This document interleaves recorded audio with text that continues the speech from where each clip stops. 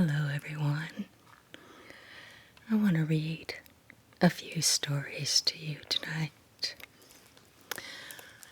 See how we feel about music. A couple of them children's books are about music. We've got Lorraine, the girl who sang the storm away, and when Uncle took the fiddle. And this one's not about music, but it's called Teacher Appreciation Day. So I would like to start with Lorraine. And this is written by Ketch Secor, illustrated by Higgins Bond. Okay. Right away, there's a beautiful picture of a crow.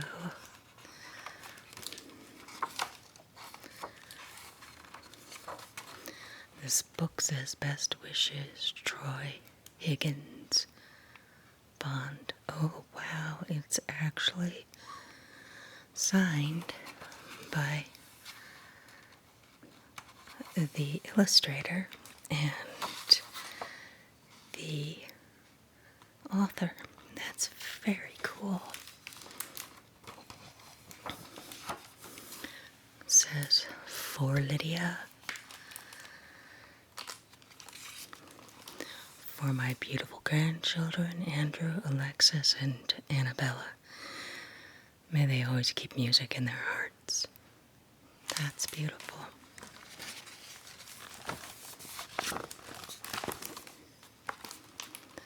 Okay.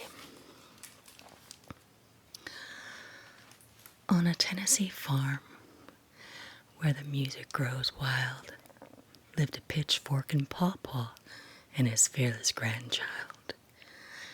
Snakes didn't scare her, and neither did spiders. Lorraine had a cartload of courage inside her. That is so neat. This is Lorraine. She's running through the cornfields with her pawpaw.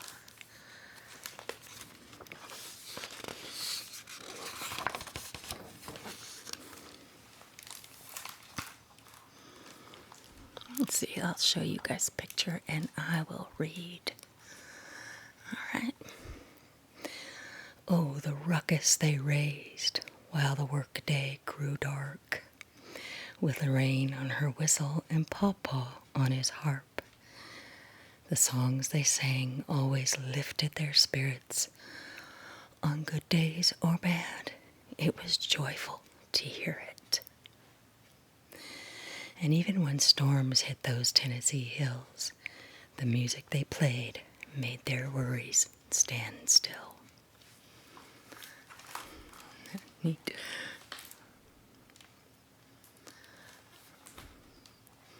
Pawpaw is playing the harmonica, and she has the whistle.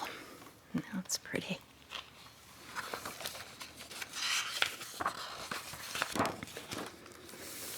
Okay. One morning they played 'neath the chinky pin tree, when by jingo a crow landed right at their feet. Look, Pa, he dances. Let's play it again. Well, by the last chorus, she'd found a true friend. See, talking about the crow. Crow is dancing. Isn't that pretty? She looks so sweet in her yellow dress.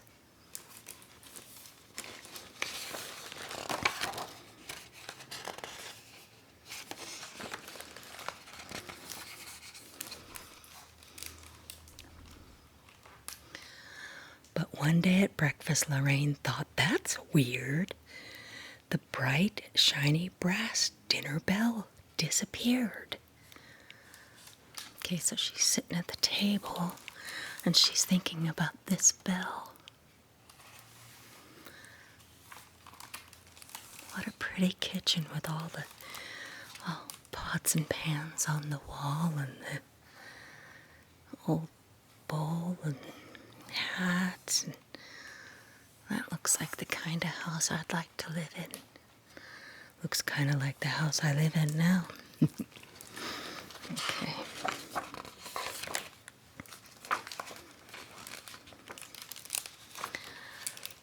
Okay. Here they are out with the pigs and the horse, Papa and Lorraine. And out in the pig pen, she noticed something strange. The tin scoop was missing from the bin full of grain. Then the keys simply vanished from poor Papa's pocket. When he went to the barn gate, he couldn't unlock it. Soon, all of the shiniest things in the place were gone, pinched, lifted without any trace. "It's a thief," said Lorraine, "and he's gone on a spree." By gum, wondered Papa, just who could it be? Oh my goodness, where are all these things going to?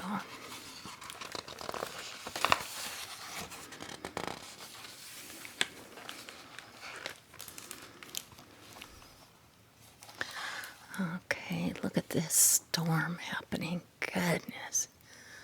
That looks like a tornado there. Doesn't that look like a tornado? And lightning. Okay, let me read this about this storm. One drizzly night as the whole farm lay sleeping, a frightening sound started rolling and creeping. While rain lightly pattered, the wind began lashing, and a Tennessee tempest came crashing and bashing. Oh my goodness, I know what that's like. I have been around these kinds of storms because this story takes place in Tennessee, where I live. I can tell you, we do have storms like that. Okay, so Papa is comforting Lorraine. "Oh, Papa, the storm must be right overhead. I'm fearful, I'm frightened, I'm all full of dread. There's only one way we can ride out this thunder. I'll go get my whistle. Let's knock out a number." So Papa reached in where his French harp was kept. "By gum," he said, "I've been harmonica napped." Then Lorraine looked around, but her eyes filled with tears. "My penny whistle's gone, and I've had it for 9 years. Oh my goodness, does she look sad? Whoa, she does.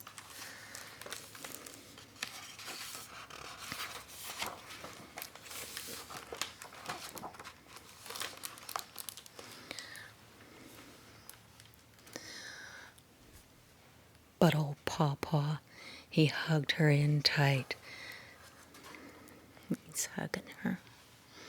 It's so sweet. "Now listen, Lorraine, we'll get through this night.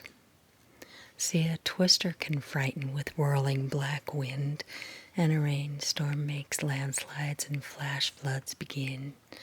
A tempest could tear this whole home place apart, but it can't touch the music that's deep in your heart." So we've got a table on the other page with a hat. Okay, let's turn the page here.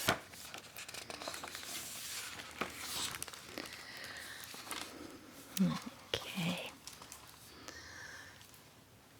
"Child, you always made music when you were afraid, and sadly your instruments stolen away.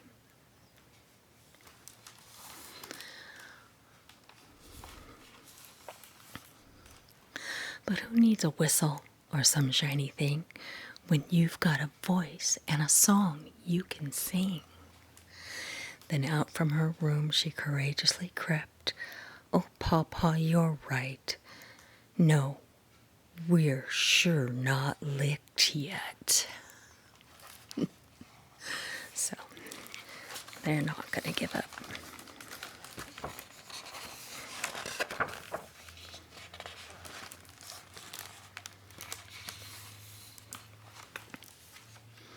Then Lorraine sang up high and old Pawpaw sang low, and they stomped and they stamped with a big do-si-do, singing fire on the mountain and pig in the pen, shortening bread, shout Lulu, geese in the glen. Oh, they sang and they shouted till the first light of day, and their song chased that storm and their worries away. Their song said, fire on the mountain and pig in the pen, shortening bread, shout Lulu, geese in the glen. Oh, so cute. Okay. Let's show you this picture over here. Quick, from the window came Pawpaw's voice calling. The chinky pin tree in the front yard has fallen. Look, stuttered Pawpaw, do you see what's inside? Everything missing, said Lorraine with surprise. I think I see it too. Let's see if we can get up close. Something in there, something. Okay. The sun's come up. They're happy that the tornado passed them by. For deep in the heart of the smoldering tree lay a trove full of treasures that shined silvery. Pawpaw reached into the dark hiding place, and a smile lit up in his weathered old face. For tucked in a hollow stuffed with weeds, straw, and thistle, he found his French harp and Lorraine's penny whistle. See, there they are. Isn't that something? Why is all their stuff in that tree, do you think?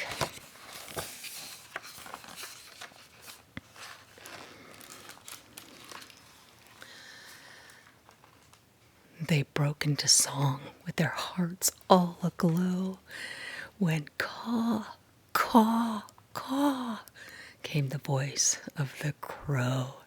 He was perched on the stump of the old chinky pin, dancing a jig with a mischievous grin. Show you close here. And Pawpaw's so happy to have his harmonica back, and Lorraine is happy to have her whistle. That mischievous crow.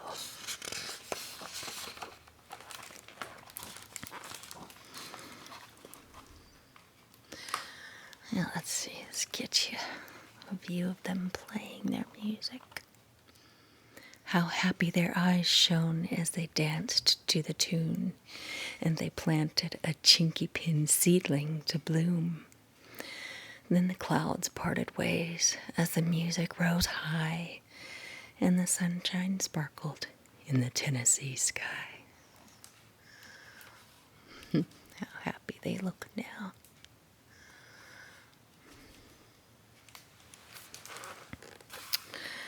I think that is the end, but they do have one picture of a crow. A crow caused all that commotion. And even when the storms hit those Tennessee hills, the music they played made their worries stand still. That's a really good thing to do when you're afraid is to sing out loud with all your might, all your heart and soul. All right, now see, this one is about music too. Probably a lot of you know, or some of you know, that Nashville, Tennessee is the music capital of the world. As far as country music goes, anyway. When Uncle Took the Fiddle by Libba Moore Gray and illustrated by Lloyd Bloom. Okay. Looks like we got a picture of an old man and an old lady. Tired, said Grandpa as he settled in his chair. Tired, said Grandma as she leaned back in her rocker. Here's a picture on the other page of a dog and a stove. There's a kitty and a fiddle. Okay. Not very many words on that page, is there?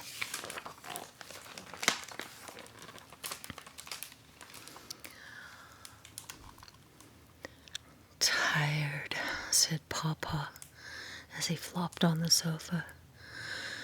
Tired, said Mama as she sank down next to Papa.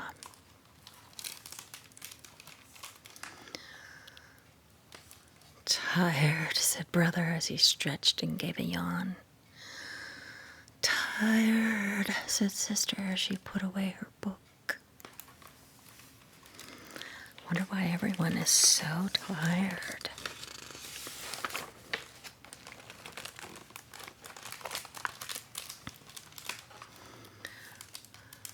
Tired, said Baby as she closed her sleepy eyes. Tired, said I as I rubbed the kitten's ears. Brown Dog heaved a weary sigh and curled up on the rug. Everyone is tired.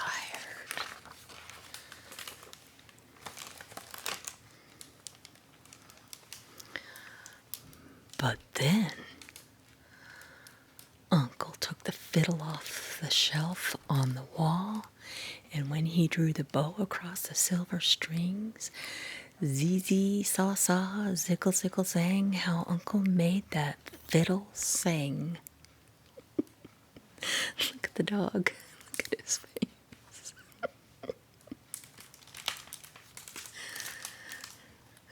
Well, he is going to fiddle.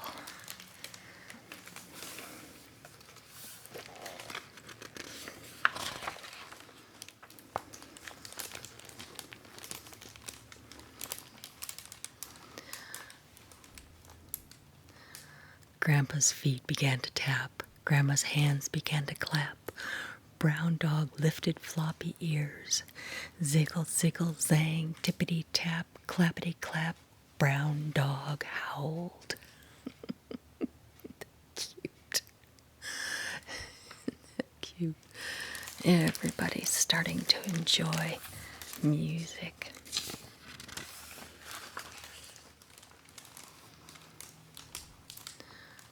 Grandma fetched her mouth harp.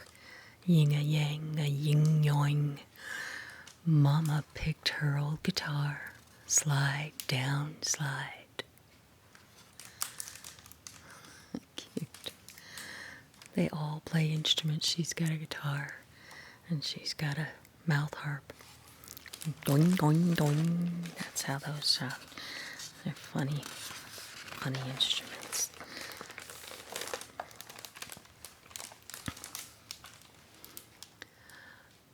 Brother found some spoons to clack. Papa strummed a washboard. Baby held the kitten tight while Sister shook some gourds.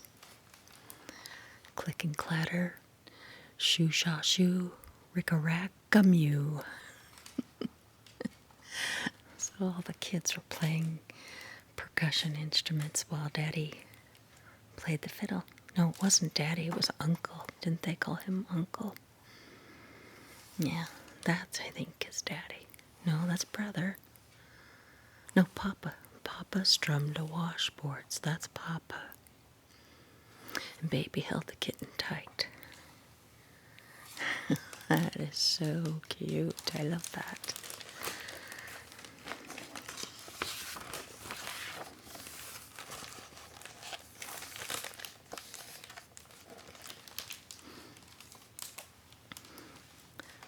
The music floated out the door to folks down in the hollow, where Homer Jenkins started humming as he headed up the hill.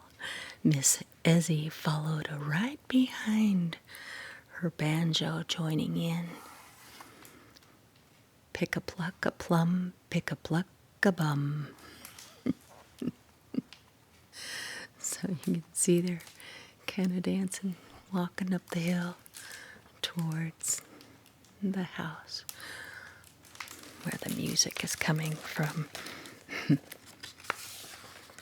It's gonna be like a music jamboree before you know it.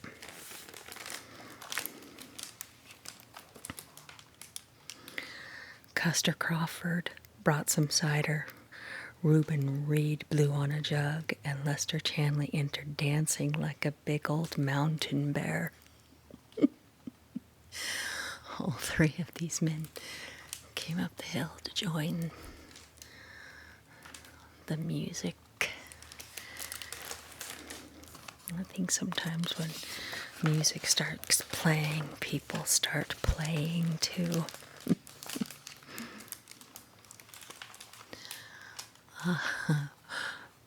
Step, slide, step, turn around, whirl around, swirl, turn, swirl. Uncle laughed, the fiddle flashed, and Grandpa pulled me up to dance. Swung me in, swung me out, spinny, spinny, spin about. Wouldn't that be fun if your daddy or your uncle just grabbed you and started dancing? Okay.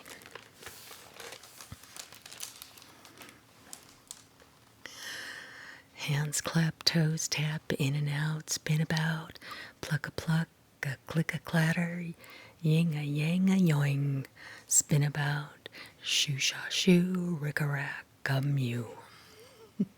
Look at all these people just dancing away. Even they show even the cat, the dog, and here they show a chicken. Yeah, it's so much fun that they're having. So much fun.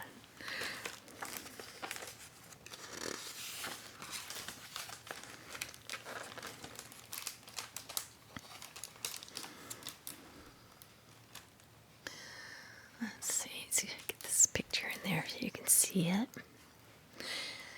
Hands down, feet pound, round and round, faster, faster, spin a spin about. Hand in hand we circled round until the music spindled down. Zing a zingle zing. So it looks like right now they're all kind of in a circle, holding hands and going around.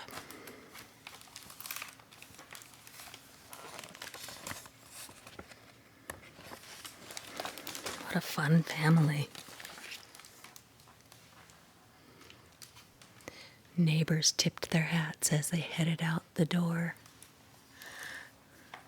Must have been a fun night, but now they're all walking down the hill, leaving the house where all the fun music was happening.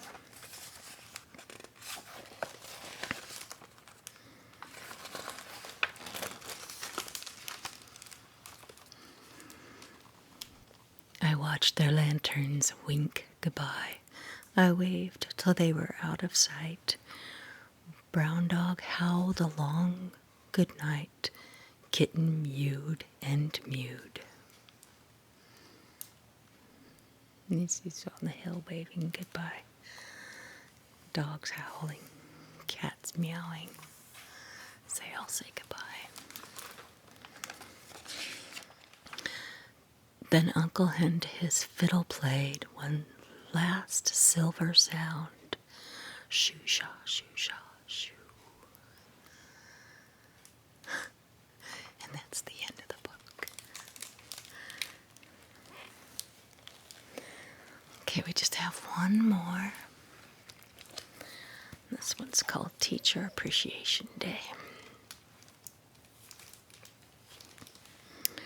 And that's by Lynn Plurd and illustrated by Thor Wickstrom. All right. Okay. Teacher Appreciation Day was tomorrow, and everyone in Miss Shepherd's class knew exactly how they would show their appreciation to Mrs. Shepherd. Everyone, that is, except Maybella Jean Wishy-Washy.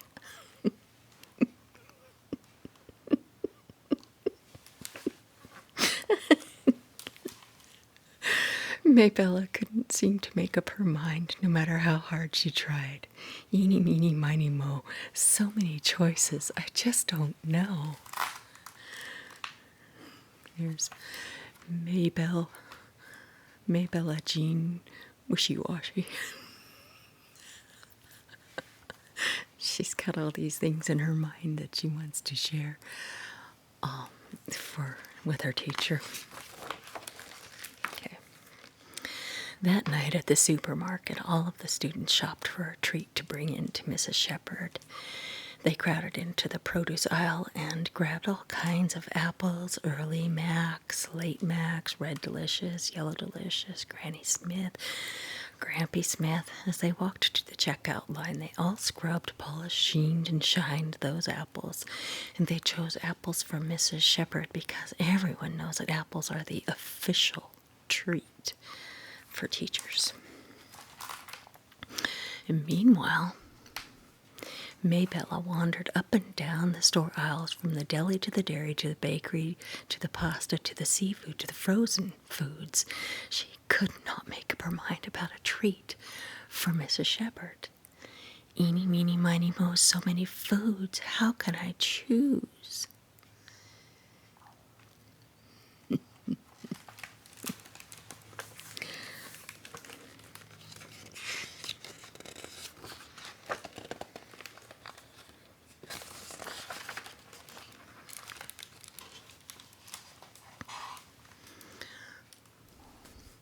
The next day, when Mrs. Shepherd's students got ready for school, they dressed in green, all shades of green: grassy green, lima green, pickle green, olive green, and leprechaun green.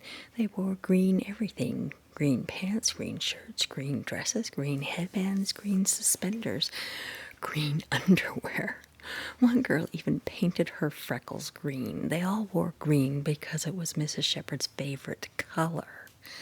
She said so on the first day of school.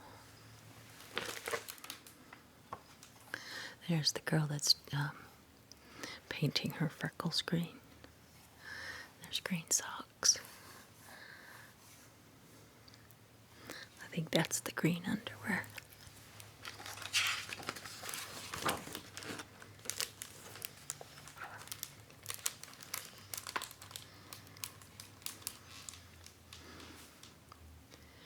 Meanwhile, Maybella pulled all of her clothes out of her dresser and closet. She tried on reddish oranges and orangish reds and greenish blues and bluish greens, pinkish purples and purplish pinks, yellowish golds and goldish yellows. She couldn't make up her mind about a special outfit to wear for Mrs. Shepherd. Look at this. Look at this mess that she is making, trying to figure out what to wear. Eeny, meeny, miny, mick. So many colors that I could pick. So here she is, looking at herself in the mirror, trying to decide. She's got all these different outfits that she's trying on. This is hysterical.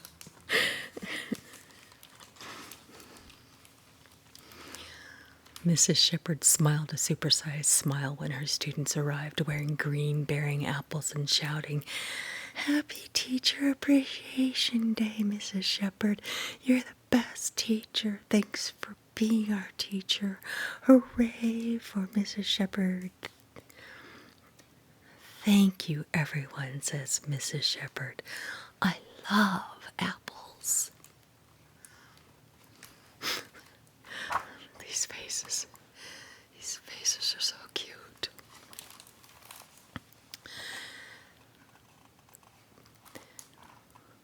Then she saw Maybella Jean Wishy-Washy. "I couldn't decide which color to wear for you, so I wore everything. And I couldn't decide which treat to bring you, so I brought everything."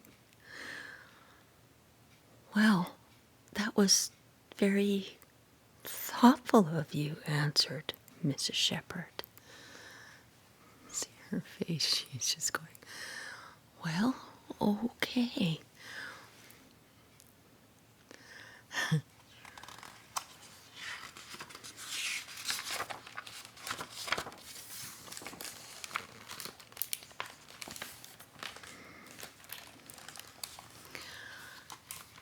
During morning work time, student after student cleaned the chalkboard for Mrs. Shepherd. They sprayed it, squirted it, swabbed it, and squeegeed it until every speck of chalk dust had disappeared. "Thank you, everyone," said Mrs. Shepherd. "It looks great." Meanwhile, Maybella borrowed paper towels, cleansers, buckets, mops, and a vacuum from the janitor's closet. She couldn't make up her mind which part of the classroom to clean for Mrs. Shepherd. "Eeny, meeny, miny, mean, so many places. What should I clean?"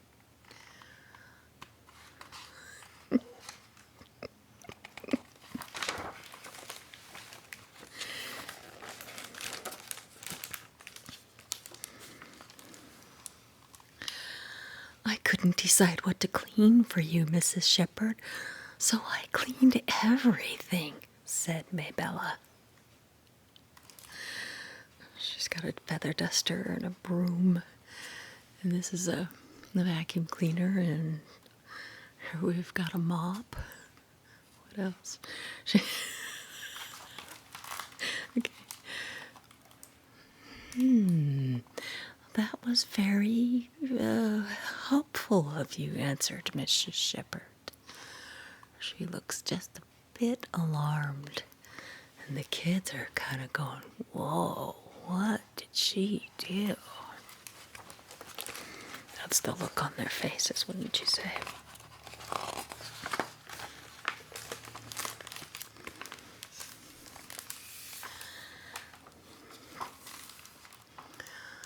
During art, Mrs. Shepherd's students painted special pictures for her. They painted her Irish setter, Sadie, and Mrs. Shepherd talked about Sadie all the time, as though she were a kid and not a dog. One day, Mrs. Shepherd even brought Sadie to a school picnic. They wore matching baseball caps and sunglasses. Mrs. Shepherd loved the pictures of Sadie. "Thank you, everyone," she said. "I'll hang these up." Meanwhile, when Maybella started to paint Sadie, it looks like she's starting to do that right up here in the corner of this page. You can see she's putting something up.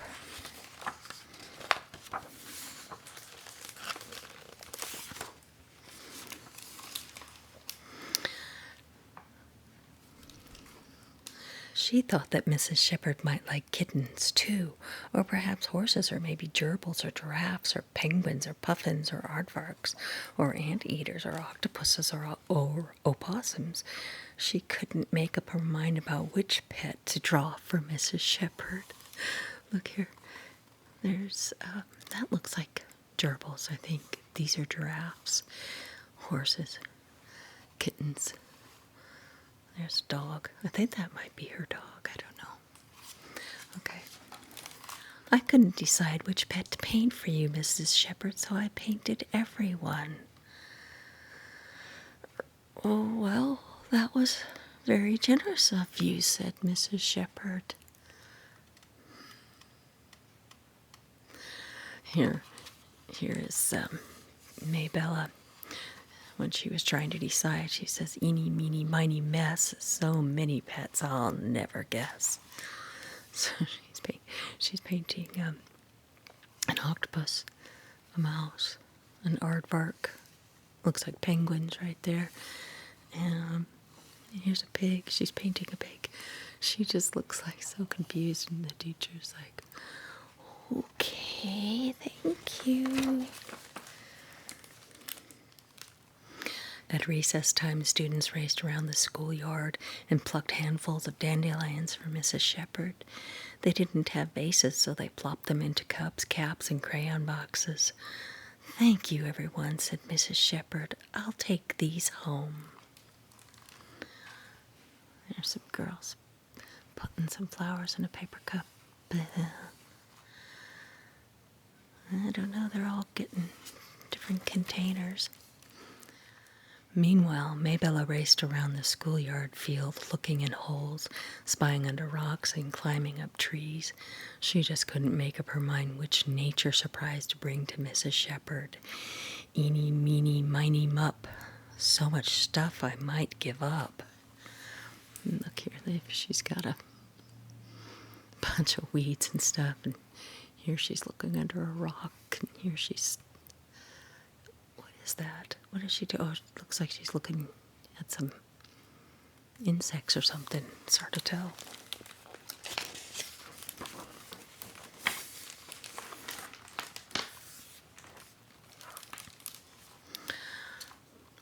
"I couldn't decide which beautiful thing to share with you, Mrs. Shepherd, so I brought everything," said Maybella. That was very considerate of you," said Mrs. Shepherd. Look at her face. Look at that teacher's face. That is so funny.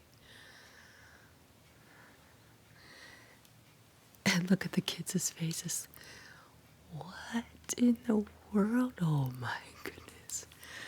And there's Maybella at the table with all her different things.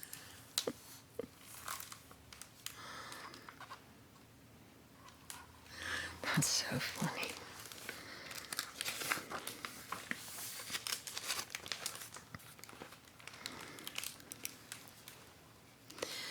Later that afternoon, a TV crew from Channel 5 visited Mrs. Shepherd's class. "We're going to tape a story about Teacher Appreciation Day for tonight's news," announced the crew. The students tee-heed, giggled, snickered, and sang, "We're going to be on TV. We're going to be on TV." See them.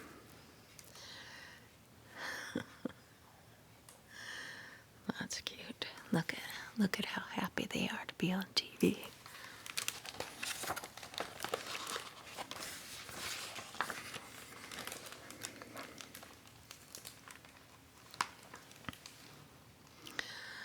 But when the camera flashed on and the reporter flicked on his microphone and asked, "What is it you appreciate about your teacher?" all of Mrs. Shepherd's students froze. The reporter moved from student to student with his microphone, but all he got for answers were, Oh,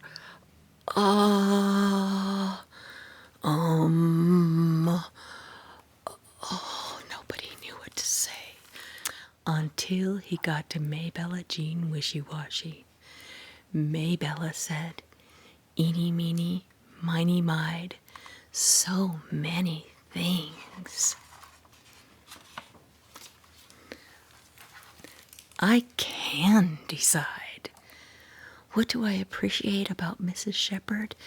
Maybella shouted, "Everything," and she ran to give Mrs. Shepherd a supersized hug. My, that was very decisive, Maybella. I appreciate you too. said Mrs. Shepherd as she returned Maybella's super-sized hug. And there's everything that Maybella gave her, too. Isn't that cute?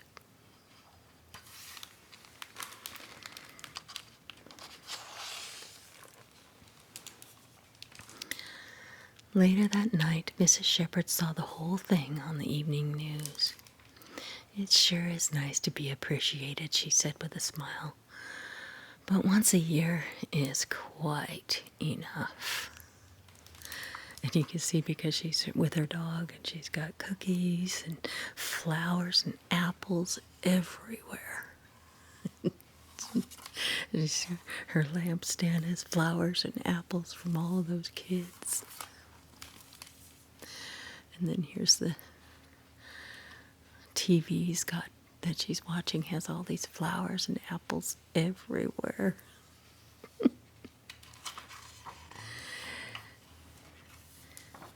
And that's the end.